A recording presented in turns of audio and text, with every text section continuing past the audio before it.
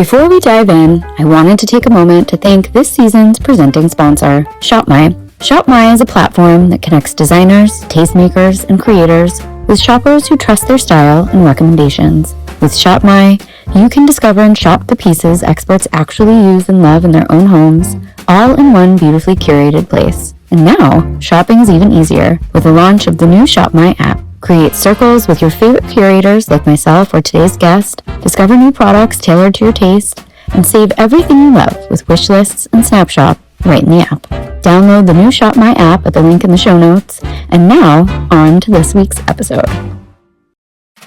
When we think about the guest experience, transportation, good communication, maybe having a welcome beverage, or I also think, when you're creating a space and even, if it's a 500-person event or a 20-person event, tapping into the five senses, it really creates memorable moments that, they just start to tell the story throughout the day in the little details. It's weird because they're in the background, it's a scent, it's a smell, it's something visual, it's a sound. All of those things are in the background, but they make you feel good. And so when we try to create guest experience, we tap into all of those little details in a very intentional way.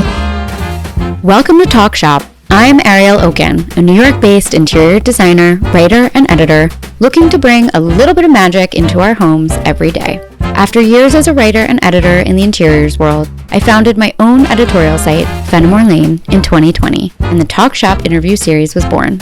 Each week, I delve into the personal experiences of the top interior designers and tastemakers around the globe. This week on Talk Shop, I'm sitting down with Sarah True, an incredible leader in the wedding and event planning space with over 2 decades of experience and a design background that began at Parsons. There are certain people you work with who instantly make you feel calm, confident, and excited all at once, and Sarah True is absolutely one of those people for me. Sarah and her team are the magic planners behind the Fenimore Lane Design Summit, as well as my wedding. And as we're recording this, we're deep in planning mode for the 2026 summit happening this June. Sarah has produced hundreds of weddings and events across the country, and what truly sets her apart is her ability to connect with people, let them at ease, and bring their vision to life in the most thoughtful of ways. We talk about career pivots, how color, texture, and fragrance can transform a guest experience of an event, and why kindness is the most important leadership quality. So please join me as we welcome Sarah True to the podcast. Sarah, welcome to the podcast. I'm so happy that you're on today. Oh, Ariel, this is truly a highlight. Thank you so much for having me. Oh my God, of course. I'm so happy that you're here. Well, to kick off the conversation, we always ask everyone who comes on, can you describe your style in 3 words or less? Yes, I think I can. So I would say warm, intentional, and elevated.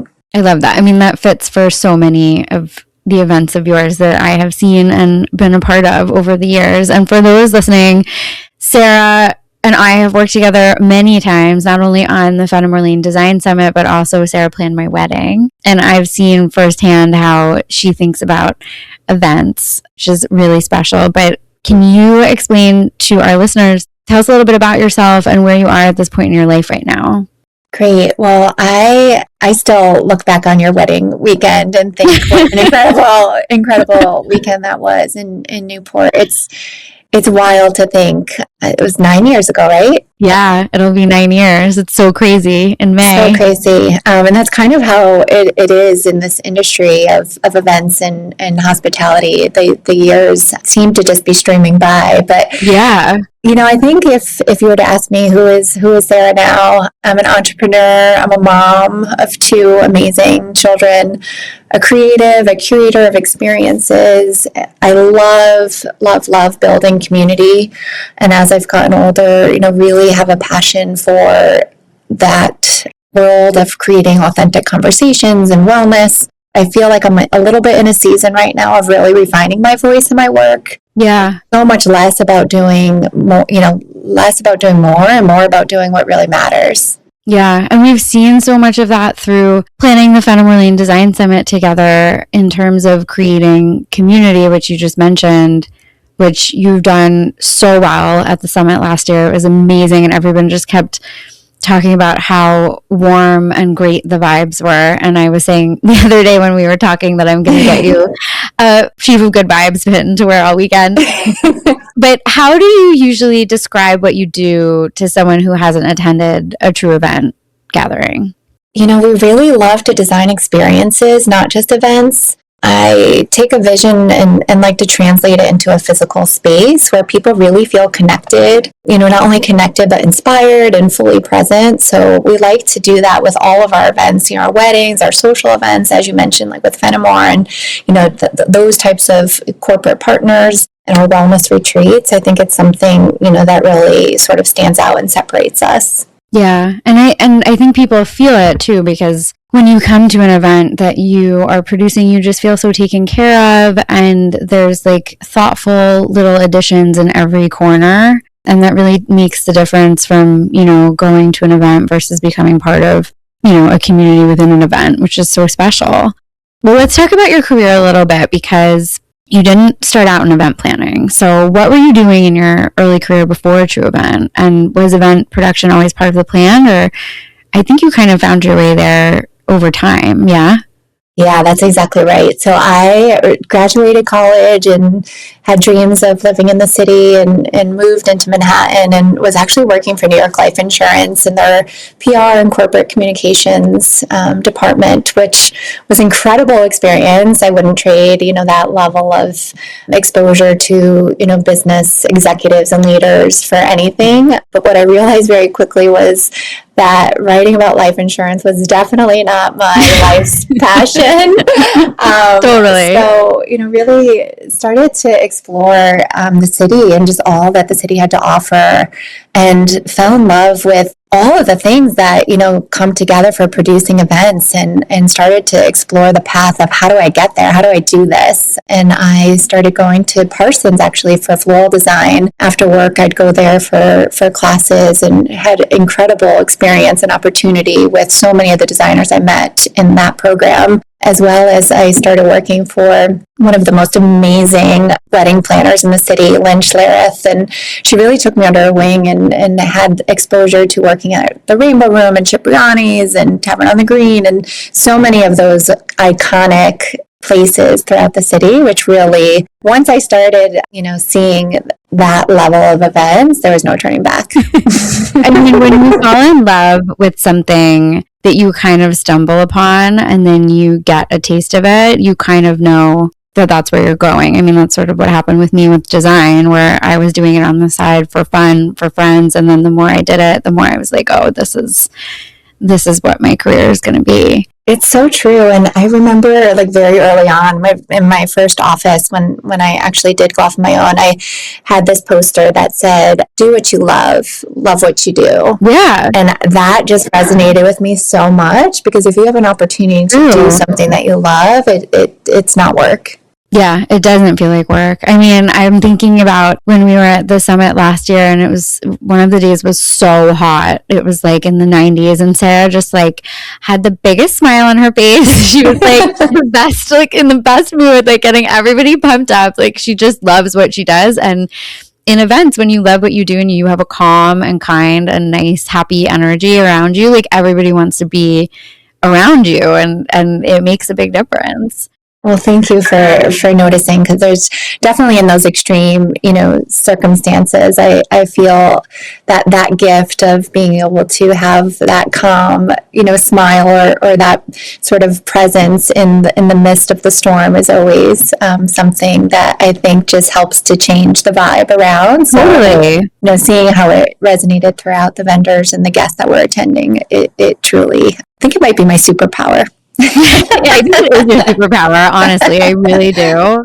What was the moment when you knew it was time to start True Event? And also, how did your personal taste and aesthetics influence the brand early on? Because I feel like you've had a very unique aesthetic point of view, even when you first started and you were doing weddings, solely weddings. Like, I think you have such an eye for detail and design and florals and color. And how did that sort of influence when you started your own event planning company?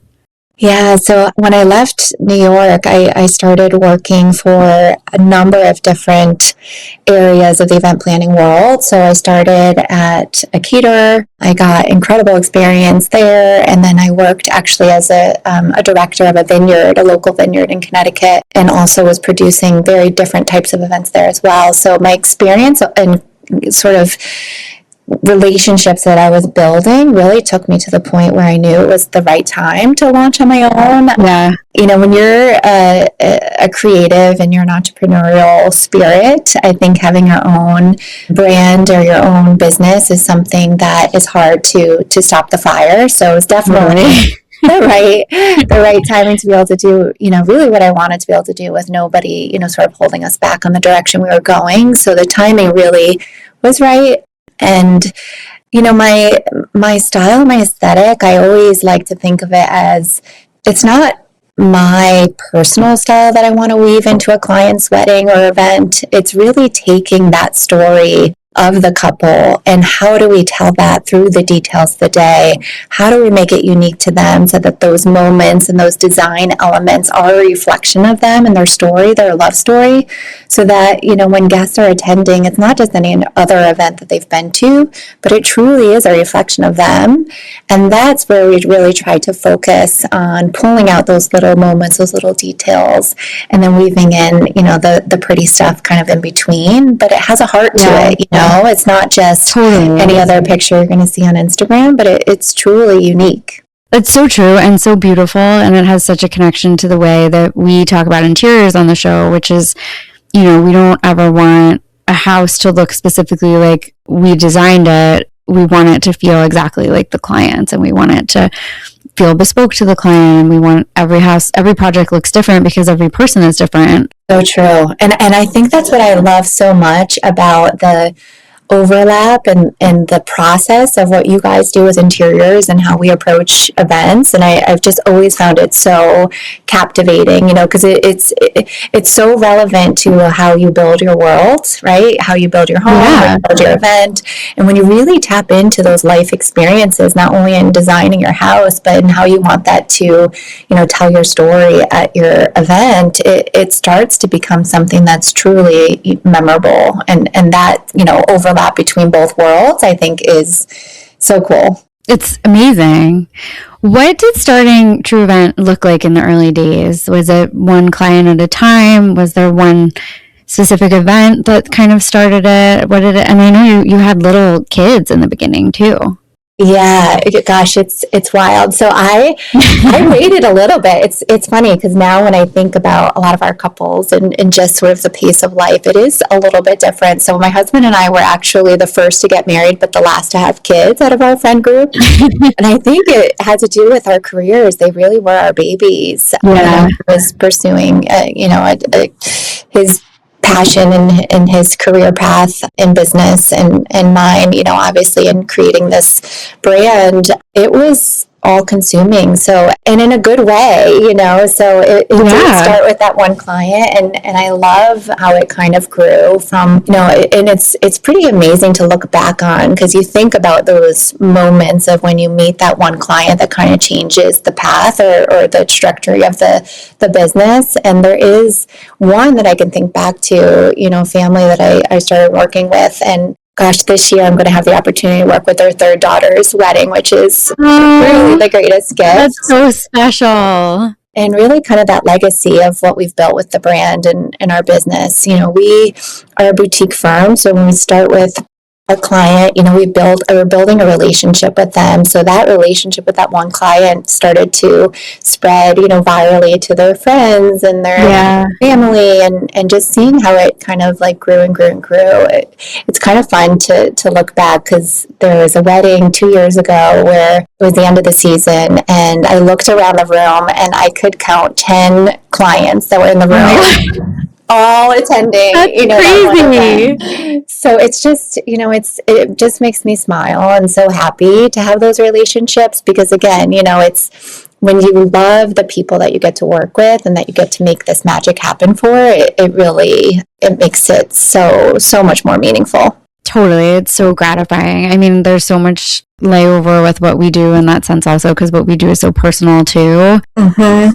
Interiors and events are so personal, and like when you have someone come back years later for a second home, or they're moving or whatever, you're building this long-term relationship where, we have some clients that like we've been doing their homes for 7, 8, 9 years at this point, and it's a long time. It is. And it's really special. Truly. Somebody asked me the other day if I've had the opportunity to do a client's child's wedding yet, and I had to laugh out loud because I thought, oh God, have I really been doing it that long? No, you're not there yet. It's so funny though.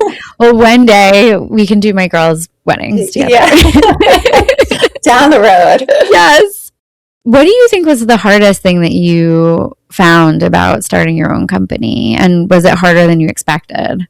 Yeah, and I'm sure you can relate to this as well. It's having it be a passion. It's hard to shut it off. Oh yeah, so for sure. It definitely, became a 24/7 experience. And I think early on, it was especially, pre-kids, it was hard to find that balance, that work-life balance. Yeah, especially in events because you're working weekends, like every weekend. That's right. Yeah. So, it's one of those things when it's your own, you pour everything into it. So that was probably the hardest thing about launching and building a team. Yeah.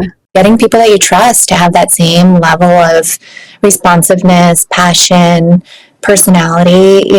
When your name is in the brand, it definitely reflects. So not only, finding that work-life balance, but finding a team that, really could help to carry out my vision. I mean, and on that point, were there any leadership lessons that have surprised you along the way? Because you manage so many different people for events, whether they're small scale or large scale events, between the people that are on your team and then also the venues teams and the catering teams and the floral teams. Like there's so much management involved in what you do on a day-to-day basis. Yeah, and I think leading by example with kindness has always really been the heart of how I approach leading. Yeah, which you do so well. We were all like, that was like the number one takeaway from last year. Well, thank you. And, I think empowering my team to follow their dreams, the same way that I did when I started True Event has really allowed me to have the most amazing team. When you feel like you have control over your dream and you're not just working for somebody else, it allows you to sort of lead the same way. So I think that level of empowerment has truly been incredible and allowed me to have such amazing people like Lexi, who, gosh, I couldn't do my job without. Oh my God, Lexi's such a gem. We love Lexi. What are some of the most important elements that you found for creating a sense of community at a large gathering, like the summit, which, there were like 500 plus people there last year, but it didn't feel that massive. It felt intimate, and there were like little areas and activations throughout the property. So what do you find are tactics that you use at large gatherings to create that sense of intimacy or community? Yeah, I think when you think about the guest experience, like as a top priority, it helps all of those other pieces to sort of come together. When we think about the guest experience, transportation, good communication, maybe having a welcome beverage, or I also think, when you're creating a space and even, if it's a 500 person event or a 20 person event, tapping into the 5 senses, it really creates like memorable moments that, they just start to tell the story throughout the day in the little details. And that's, those, it's weird because they're in the background, it's a scent, it's a smell, it's something visual, it's a sound, all of those things are in the background, but they make you feel good. And so when we try to create guest experience, we tap into all of those little details in a very intentional way. So true and so interesting, because you may not notice it right off the bat when you get there, but it's so pleasant and enjoyable that it's almost like a background thing that's heightening the experience without you even realizing it. Exactly, it is, and it's funny because if you ask new clients, at times like, oftentimes they'll say, I didn't remember the food, or I didn't, I didn't notice the flowers. They weren't important, But what people don't realize is that all of those things if they're done with an intention behind it, they layer the experience, right? So it's not just like that one thing maybe, but it's all of those things that, come together that make a good event and a good experience for guests. Totally. Are there any projects or events that you're particularly proud of or fond of? Yes. Well, of course, Fenimore. I'm so excited to be back this year. Me too. I mean, gosh, it's just so amazing to get to collaborate with you on that. But I'm also really passionate about an event that I started producing 6 years ago called Heaven on Earth. Yeah, which is so cool. Yeah, it's a 3-day live music event that we've been doing out west, and it really is that intersection of all the things that I'm passionate about. And as I've sort of gotten older, seeing them be able to come together in a way where we're building community, we're out in nature, we're activating wellness and amazing food, and it's in some of the most beautiful locations across the country. It has really been an event that I would say out of all the events that I've done had the greatest impact on my life personally, but also my family's life. It's amazing. And also in the show notes, if you're listening, we're going to link information about not only the summit, but also Heaven on Earth, so that you can learn more about all the things that Sarah does, and also to True Events. So if you're listening, you can find it in the show notes. Let's talk a little bit about the Design Summit, because the Design Summit has become my baby and all of our babies. And we work on it, basically all year leading up to it. We get like a 2 or 3 month break, and then we're like right back on the saddle again. When you first got involved, what did you think your vision was for how the event should feel? Because you took it in such a gorgeously organic, lush, happy direction. And what did it take basically to bring, it's a multi-day design forward summit. What did it take to help bring that to life behind the scenes? Well, I think, as we touched on earlier, like having a relationship with you and really, having that ability to collaborate and plan and design with you, your own wedding. It was so fun to have this opportunity to create a huge event that, you're so passionate about, and that your brand and your style, and, even with All Bears, 2 powerhouse brands to come together and create this incredible summit. I wanted it to feel like, we were stepping into your imagination, elevated, artistic, welcoming, all of those things. And how do we do that, right? It's all of the things that we've talked about, but I think, having that relationship with you and seeing, your brand grow over the years for me has just been so exciting. And, biggest fan over here watching you, achieve these dreams. But, it was just so fun to be able to have that relationship with you and to be a part of this. I know. I mean, it made it so seamless too, because even with my wedding, when we were planning my wedding, it was so seamless. Like, I feel like we've always spoken the same language, and the things that I gravitate toward so easily.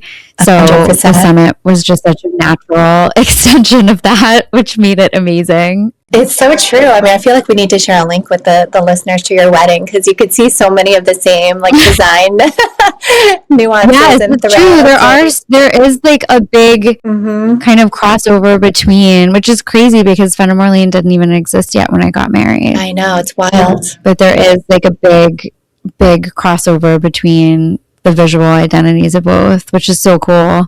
Let's talk a little bit about designing events in general. Is there a favorite element about the event management process for you? I keep coming back to design, because I think it really is the part of the planning and the management that I'm most passionate about. So it's so fun. I feel like you get so lit up about it too, because you love design and you have such great taste. Yeah, I do. And I think that energy is infectious, because as soon as we start to present design decks and start to, bring in florals and patterns and linens and textures and rentals, all of the clients light up. It's the day where they really can start to visualize what this is going to be like, and it's the best moment, I think, in the process. Even if they didn't think they were going to love the design or have no idea what direction we're going, it truly is such an incredible part of the process. I mean, I will never forget going to Stone Blossom and like Yes. the table set up for the first time, which was my florist. It was like such a wow moment. And I think everybody feels that way from planning an event. But I love that because you are the producer of the event, that is also your favorite part too. Yeah, sometimes I forget that it's not all the pretty things. Yeah. But in the process, I think that's definitely a highlight. It's so much fun. How do you think about pacing and flow and energy, managing that across not just a full day, but also a full weekend? Because so many of the events that you do are weekend long situations. Yeah, I think like that is a really important thing, especially, for guests that are coming in for a long weekend is to make sure that it feels effortless, that they're not waiting or expecting or wondering what's happening next, but it really is just a flow throughout the day that almost feels easy, so that guests have the opportunity to truly enjoy every moment, but also kind of thinking about those moments where we can wow them. So unexpected surprises, whether it's a handwritten note from the bride and groom at their table when they sit down, or if it's, a second line leading the group from cocktail hour to the reception. I think there's so many opportunities to have those like wow moments that are unexpected throughout the night. I mean, we are out of our weddings phase already, but when one of our weddings that we went to probably 10 years ago, they had a handwritten note at every single place setting, and I never forgot it. I thought it was like the most amazing, just happy, beautiful thing you could do. It's so true. I mean, I think even more so now, right? Because it's like the lost art of handwritten notes, so to really take the time to do something that's that heartfelt, individually like addressed I think we're coming back to that too. I think people are coming back to doing things that have intention and meaning behind it because it got so lost, along the way. And I'm sure you're seeing that, with home design and interiors because people don't want just that blank white space anymore. Yes. They want it to feel personal. There has to be a personal connection. And I think, that my next question was actually about connection, which is how do you think about designing events that encourage real connection and not just beautiful moments, which I think you do so well. Yeah, I think it's all those things, because again, like when you think about the little things that have heart, that's where you start to feel that, cohesive community and connection with your guests. And when you think about the number of events that guests are going to and, where people are traveling and all of the life experiences, you want yours to feel different, right? You don't want it to just be any other event that they've gone to. So I think it's in the little things and those intentional moments that really start to make it feel different. Yeah. And I love that because it's not about an event or an experience standing out because of how pretty it was or how over the top it was or how lavish it was, which it may be all of those things and more, but the connection piece of it and the heart behind it and the intention behind it and the individuality behind it is what makes it stand out for someone in the history of, Absolutely. When you think about how many events you go to over the course of your lifetime. And that's kind of what makes it special, which I love because it's not so much about the lavishness or the craziness or whatever, but, how it made you feel. What is some of the best advice for event management that you've ever received? I think, again, like for event management, like really treating people with kindness. I cannot say it enough that we lack a level of empathy in the world. And so when you have patience and you speak to people, everybody's a person, no matter what our role is on the day of an event or you're a guest, all of that matters, so really being able to lead in a way and manage a team that way, I can't tell you how many times that over the years that we've worked with vendors where they are just mind blown by how nice we are. Like which I love. Last year, everyone was like, "Oh my God, she's just the nicest person." And I was like, "I know, she's the best." Which is funny because I think I took it for granted, because I have such a high level of expectation for humanity and for people. Yeah. So I didn't think it was that unique, No, but it is, sadly. And I think that's why I'm so happy that you came on and to talk about this, because I think in any creative field, or particularly in the events world, because it can be so frenetic and you're moving minute to minute and there's so much going on. Like people can like lose their cool and you just never do. And you're just always fixing it with a smile, no matter what the issue is. My mom to this day tells the story that when I was born, there was a new birthing technique where I was born into like a pool of water, and I just came out with the biggest smile and laugh on my face. And I think that spirit is I see something, that. Yeah, it just, I've carried it with me. And I feel blessed, to be able to have that spirit, because if I can spread it, in the little things that I do, it will change somebody's day. Or, gosh, if I could instill that in my children, it's the greatest thing I leave behind. I will have that job. Amen. Seriously, that's so true. Let's talk a little bit about you. We always like to ask a little bit about homes and what we think our homes say about you. What do you think your home says about you, or when you throw a party for yourself too? So I had to laugh as you were asking that question, because it's funny, because my husband and his family, they have the most incredible antique, what I like to call treasures, that we've inherited, since we got married. And, I never truly appreciated how valuable they were until the last couple years. And as we built our home kind of around those, timeless pieces that really have heart, a blending of those old family treasures with, sort of a modern, bright, vibrant, colorful, layered, lived-in home is really kind of the blending of the design when you walk in. And, we live in a house where, when you pull up, it's very unassuming. People used to call it the little big house, so you walk in and it's small and quaint and homey. And the greatest compliment I ever got when friends came in was that they felt like they didn't want to leave. They felt comfortable. Yeah. And that, to me, it's truly the greatest compliment, because when we entertain and we have people over, that's, exactly the vibe that we're trying to create.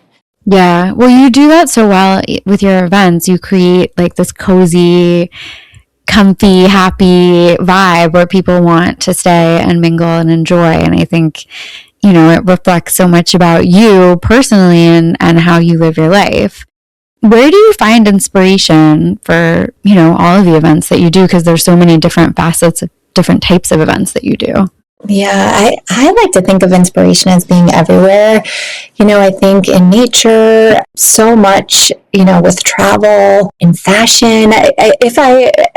Every time I'm talking with a client, especially as we get into the design process, if I could get them to think outside of, the social channels, it's the greatest thing, right? Because inspiration's everywhere. It's, if we can find it in our day-to-day and the little details, that's where, I think you find true inspiration, and you're not just in that copycat mentality. So being able to step back and, sit with, a hike or at the beach, in a book, all of those things I think help to, create that creative nature.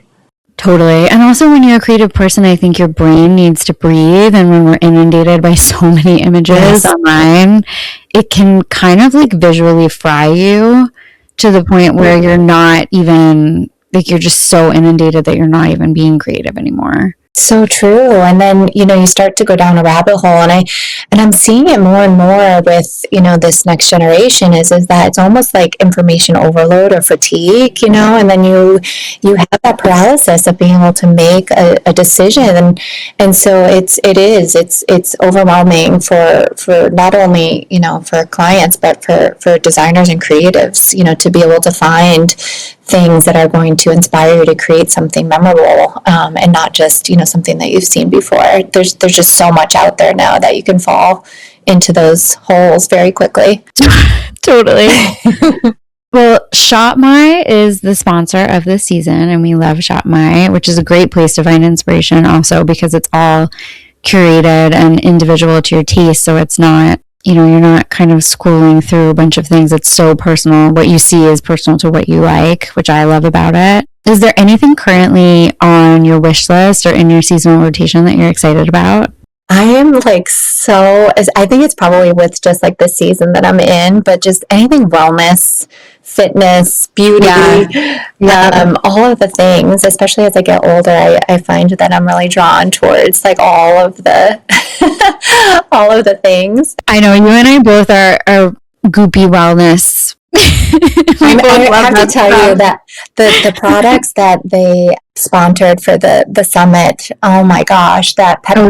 Their skincare line is truly like it's amazing. Yeah, the peptide cream is my non-negotiable. I use it every day, and I also use the micro derm exfoliating mask because it's so good. 100%. Oh my god, I'm like obsessed with both of those products. Yeah, you make it so glowy. Is there anything on there that you are like super excited about, or categories? I mean, I think like it's funny because anything having to do with like design or interiors, but again, just kind of following some of my favorite people and just seeing like what's, trending. I fall victim very quickly to athleisure. So I would say like, and it's funny at any given time, if you can kind of see where my brain's going, I'm in wellness, I'm in beauty, that in workout gear, and then I'm in like professional attire, and then vacation shopping. So I do kind of like, it is a little bit of a deep dive for me because I love seeing what people curate. I mean, I think that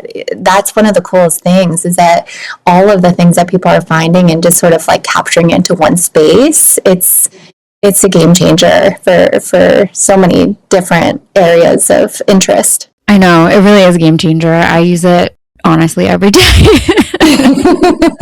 Well, now let's get into our Take 10, because we're going to get into our rapid fire questions. So what is your favorite food? Sushi. Delicious. And favorite drink? Rosé. Perfect. Favorite film? Okay, so rapid fire. How to Lose a Guy in 10 Days. I mean, that is just a forever classic that will always make you feel good when you're watching it. It's one of my favorites too. Favorite hotel?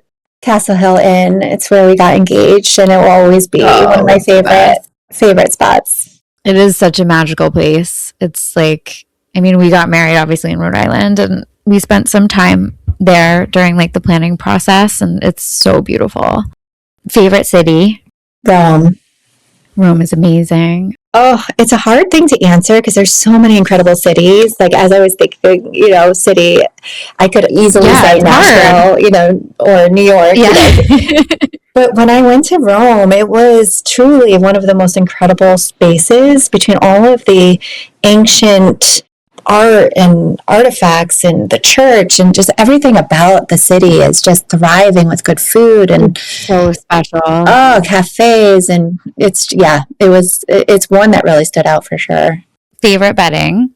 I'm obsessed right now with just organic bedding, Ball and Branch, and anything that's like sort of white, crisp, organic, lived in, just feels good around you. Like, that's pretty much what my bed looks like right now. I got on the organic train too. I've got the Boll and Branch stuff is so soft. I love it. It's so soft. It's great. Tea or coffee, and how do you take it? In the morning, definitely coffee. And I'm usually coffee with a splash of oat milk and cinnamon. Oh, that's delicious. I love that. Favorite playlist or music to listen to? This one is pretty eclectic. I would say at any given time, I'm like scrolling between Johnny Swim, Taylor Swift, Ed Sheeran, maybe a Christian artist thrown in there. It's a pretty eclectic mix of music. Favorite weekend activity? I love going to hot yoga. So if I can fit that in the weekend, in the middle of all of the sports that we typically have, usually my weekend is hot yoga, sports, and weddings. Literally, like that sounds perfect though. I wish we don't have a hot yoga place by us, and that's the one thing I really miss, because I used to go all the time in the city. It's like the one thing that I wish we had out here by us. I would say, like, I used to chase cardio my whole like life, 20s, 30s, and really like finding a balance. And I think that's probably what's been the greatest like change of my like fitness and wellness path, has been, that hot meditative, flow, like slowing down. And, strength training. Yeah. I mean, it like slows your mind and gives you, I mean, speaking of being creative, like I think meditation and yoga in general slows your mind and helps you be creative. But I know I got to get back on my yoga grind.